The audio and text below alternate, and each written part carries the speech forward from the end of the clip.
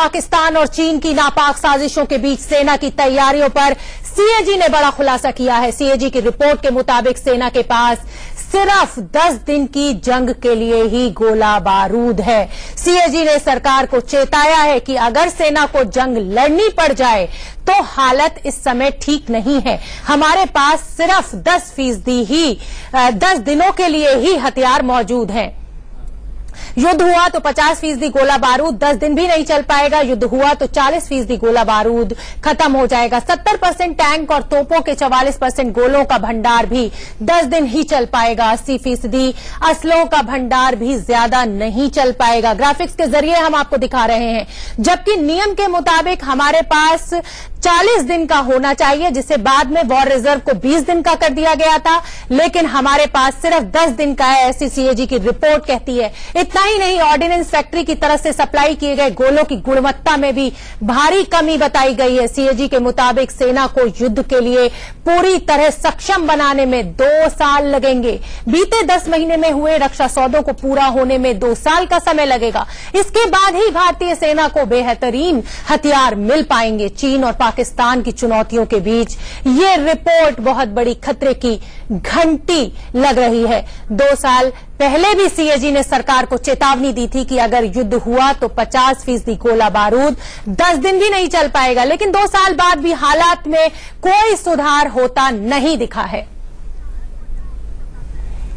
और क्या वजह है इस सब की जो सीएजी ने अपनी रिपोर्ट में दिया है, वो वजह हम आपको बताते हैं। 2 साल में भी हालात सुधरे नहीं है। देश की ऑर्डिनेंस फैक्ट्री सप्लाई पूरी नहीं कर पा रही है, ये बहुत बड़ी वजह बताई गई है रिपोर्ट में। क्वालिटी जांच में भी हथियार फेल साबित हुए। जो हथियार बन के आते हैं उनको वापस भेजना पड़ता है। हथियारों की खरीद की प्रक्रिया बेहद धीमी है। ऑर्डर होता है, टेंडर निकलता है, और साल 2008 से 2013 तक 9 आइटम में से 5 पर ही काम हो सका है। रिपोर्ट में यह बात का खुलासा हुआ है। साल 2013 तक खरीद के लिए लंबित 28 केस में से ज्यादातर केस नहीं लिए गए। वारफेयर कॉर्वेट्स के प्रोजेक्ट में भी देरी हुई है। नौसेना के 4 युद्धपोत में से 2 में जरूरी हथियार और सेंसर सिस्टम लगाने में देरी हुई है। बड़ा खुलासा सीएजी ने अपनी रिपोर्ट में किया है। और गोला बारूद में क्या क्यों है ये सारा सिस्टम में लैप्स, सेना के इस्तेमाल किए जाने वाले 40% हथियारों में से क्यों है ये कमी, 70% टैंक के गोलों का भंडार भी 10 दिन का ही क्यों है हमारे पास, ये बड़े सवाल उठाए हैं। तोपों के 44% गोलों का भंडार भी 10 दिन ही चल पाएगा। सीएजी की रिपोर्ट ने ये बड़े खुलासे किए हैं। 80% असलों का भंडार 40 दिन से ज्यादा नहीं चल पाएगा। सीएजी की रिपोर्ट जो संसद में पेश की गई उसमें कहा गया ऑर्डिनेंस फैक्ट्री बोर्ड की तरफ से सप्लाई किए गए गोलों की गुणवत्ता में भी कमी है।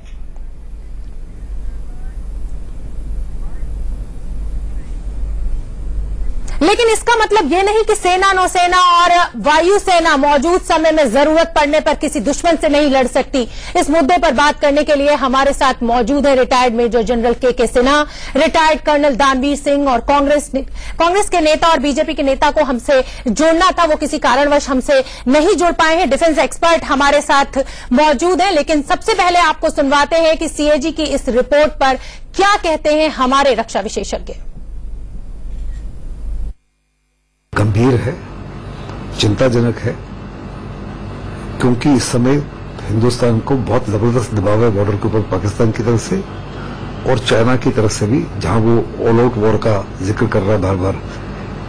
ऐसे समय सीएजी का रिपोर्ट ये कहना कि देश के पास 10 दिन से भी कम एमुनिशन है, काफी से ज्यादा चिंताजनक है। इन्वेस्टिगेशन होनी चाहिए, क्योंकि पिछली सरकारों ने, जो यूपीए की सरकार ने, इस माफिक का स्टेट क्यों होने दिया।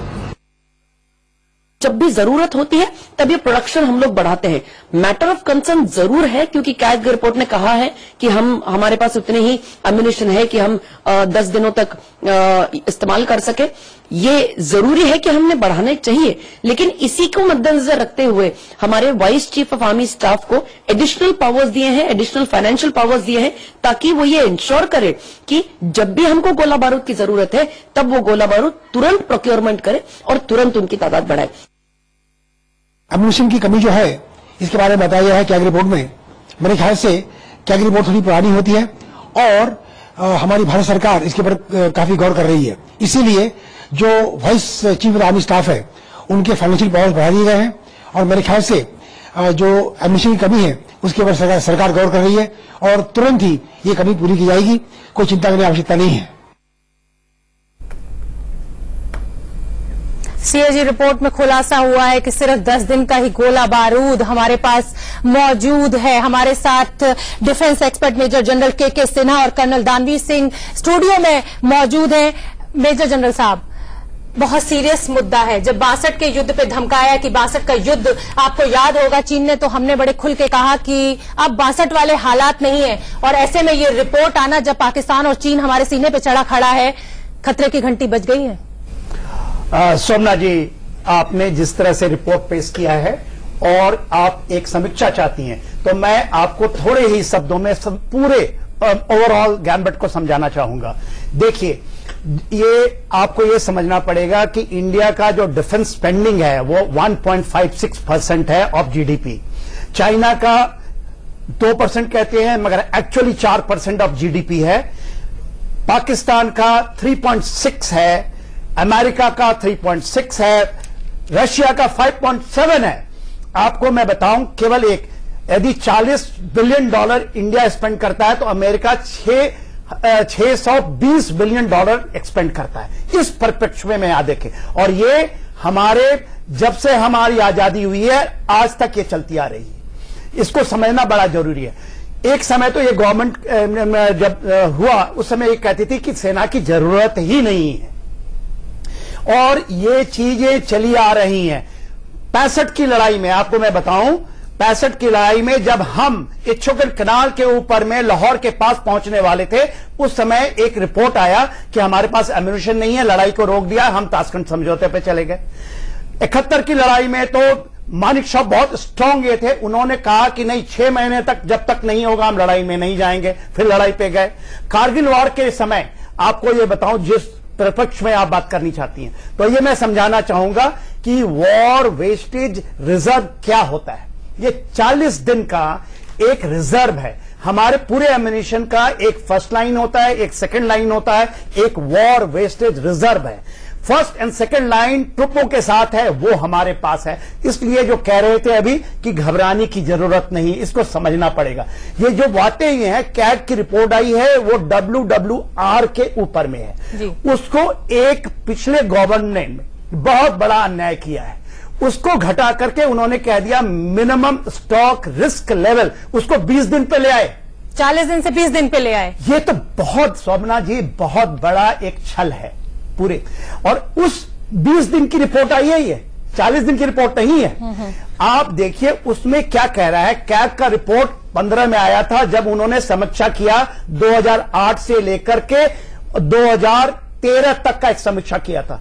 उन्होंने उस समय ही रिपोर्ट में कहा था कि देखिए हमारे पास अभी केवल 10 दिन का ही केवल लड़ाई लड़ने की क्षमता है WWR की। हम फर्स्ट और सेकंड लाइन की बात नहीं कर रहे हैं जो ट्रुप के साथ होती है। तो उसके बाद में फिर ये दूसरा रिपोर्ट आया है, तो कोई नया रिपोर्ट नहीं। 3 साल से ऑलमोस्ट सेम ही लेवल पे हम खड़े हुए हैं। एक चीज है, 2015 में जो रिपोर्ट आई थी और जो अब रिपोर्ट आई है। देखिए शोभना जी, ये बड़ा ही हास्यास्पद है कि हमारे पास तो डिफेंस मिनिस्टर भी नहीं रहते फुल टाइम। तो गवर्नमेंट इन चीजों को, एक तो रेड टेपिज्म है, जो हमारी ब्यूरोक्रेसी है, इस चीज को समझ ही नहीं पाती है। मैं एडिशनल डायरेक्टर जनरल इन्फेंट्री रहा हूं। आज के दिन में ये बताऊं कि जो प्रोक्योरमेंट और ये चीजों को लेने का, मैं 2 मिनट में खत्म करने चाहूंगा। जी। उसमें जब रेड टेपिज्म के बाद आप जाएंगे, जब उनको आप बोलेंगे तो जूनियर लेवल, जो जेएस लेवल है, वो भी सुनने के लिए तैयार नहीं होते इन बातों को। जी। अब आ जाइए इस मुद्दे के ऊपर में। इस मुद्दा के ऊपर में क्या कह रहे हैं। ये रिपोर्ट के कहता है कि जो हमारा 20 दिन का जो मिनिमम स्टॉक लेवल होना चाहिए, रिस्क लेवल, कि हम रिस्क ले रहे हैं, देश के हम सिक्योरिटी के ऊपर रिस्क ले रहे हैं, उसके ऊपर भी 55%, एक 152 एम्यूनिशन है हमारे पास, टाइप के एम्यूनिशन, उसमें 55% जो है वो भी 20 दिन से कम है, और 40% 10 दिन से भी कम है। ये हालात वास्तु बन गए। कर्नल साहब जी, मैं आऊंगी सर आपके पास। नहीं तो ये कंप्लीट नहीं होगा। जो एक कह रहे थे ना कि अभी वाइस चीफ साहब को लगा दिया। वो हुआ उरी के अटैक के बाद उन्होंने कहा कि 46 आइटम जो है और 10 हथियार और 6 गोल जो आपके मैं आऊंगी कर्नल साहब, आपसे जानना चाहती हूं कि अब इस रिपोर्ट को माने चीन हर जगह एकदम अपने सारे बॉर्डर्स पर अपने तोप गोलों के साथ एडवांस टेक्नोलॉजी के साथ सीने पे चढ़ा खड़ा हुआ है। मौजूदा हालात में भारत को कहां देखते हैं आप? देखिए, रिपोर्ट के आने के बाद सबसे पहले इस रिपोर्ट की बात करें तो जिस तरीके से डिटेल रिपोर्ट सार्वजनिक हुई है, व्हाट्सएप पे घूम रही है और बाकी सोशल मीडिया पे घूम रही है, ये रिपोर्ट हासिल करने के लिए चाइना और पाकिस्तान को एड़ी चोटी का जोर लगा देना पड़ता इंटेलिजेंस एजेंसीज के थ्रू, जो आज ये टाइमिंग पे सवाल उठा रहे हैं। नहीं, मैं टाइमिंग पे सवाल नहीं, ये मैं बता रहा हूं कि कितनी लापरवाही दिखाई गई है। अगर सांसद भी कोई इस प्रकार की जानकारी संसद में रिटन में मांगना चाहे तो डिफेंस मिनिस्ट्री उसको मना कर देती है कि ये सिक्योरिटी के लिहाज से बहुत संवेदनशील है। और अभी ये आपके पास में पूरी डिटेल जो है व्हाट्सएप पे अवेलेबल है। पहली बात, हो सकता है सर अब बहस छिड़ी है तो सरकारें जागे। आपको ये समझना, एक और बात समझनी पड़ेगी। एक मिनट जनरल साहब, एक मिनट जनरल साहब सुनिए, इसमें एक और पॉइंट ध्यान में रखिए कि ये बिल्कुल उसी प्रकार से है जैसे आपकी फसलें होती हैं और स्टोरेज स्पेस ना होने की वजह से वो सड़कों पे बिकती हैं। आज की तारीख में जो बात कर रहे हैं कि ये कमी पेशी है, ये कमी पेशी है स्टोरेज स्पेस के ना होने की वजह से। और लड़ाई के जब हालात होते हैं तो लड़ाई ऐसा नहीं होता कि आज सोचा और कल लड़ाई हो गई, उसके लिए तैयारी चलती है, उसके बादल दूर से नजर आते हैं। ऐसी स्थिति में इमरजेंसी परचेजेज होती हैं, पहले भी हुई हैं, आगे भी होंगी और आज भी होंगी।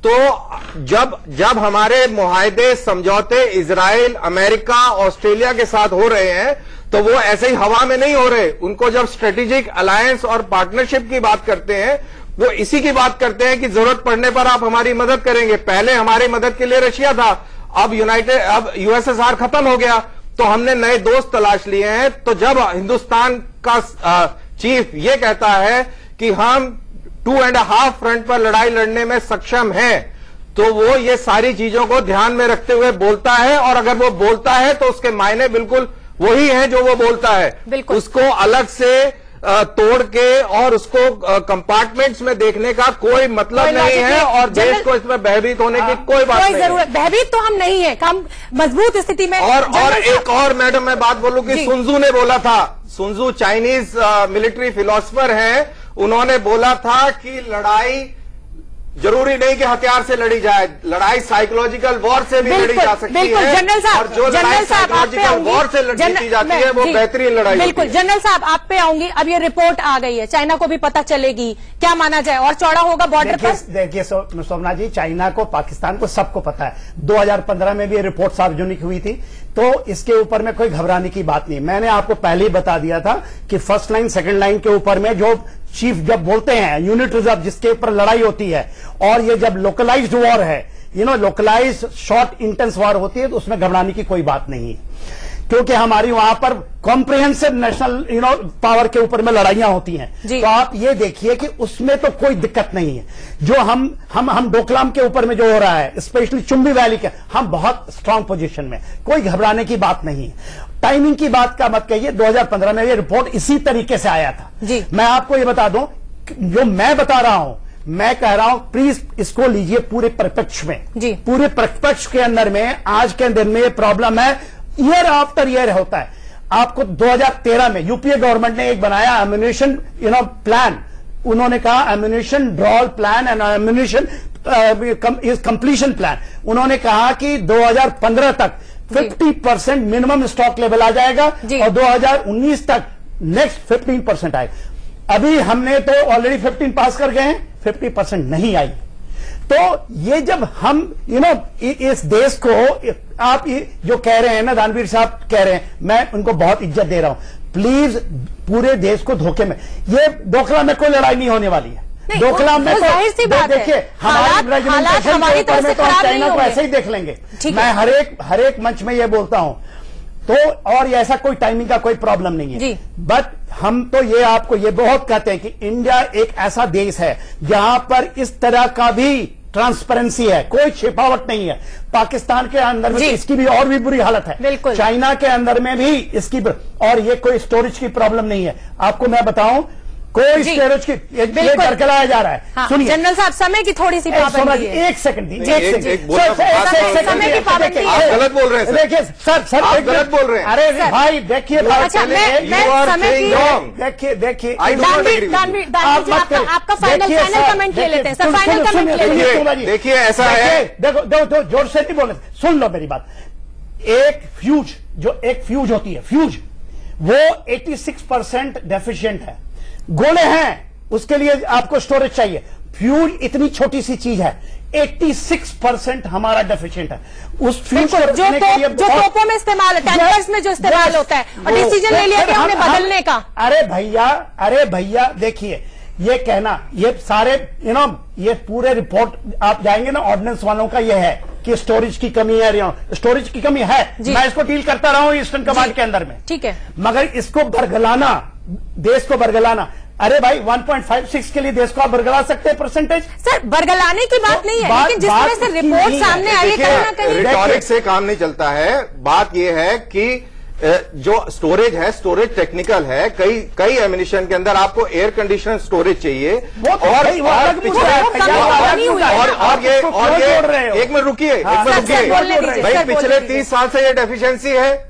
आप स्टोरेज नहीं करेंगे तो कहां आप यमुना के किनारे पर रख देंगे एमिनिशन लाके? तो आपकी जो जिम्मेदारी तो, हाँ, तो उसकी जिम्मेवारी है। तो जब ये सरकार ने बोला था कि लैंड रिफॉर्म बिल जो है इसको अमेंड किया जाए और रक्षा क्षेत्र को इससे अलग रखा जाए, उसका मकसद यही था कि आप जो है इस प्रकार के डिपोज बनाए। एक डिपो बनाने के लिए हजारों एकड़ चाहिए, उसकी कनेक्टिविटी के लिए रेलवे लाइन चाहिए। जमीन की तो कमी नहीं है ना सर, जमीन की कमी नहीं है, लेकिन आपका लॉ, प्लानिंग की कमी है। आपका लॉ आपको सपोर्ट नहीं करता। सर रोकूंगी, समय की पाबंदी है, समय की पाबंदी है सर, यहाँ हमें रुकना होगा।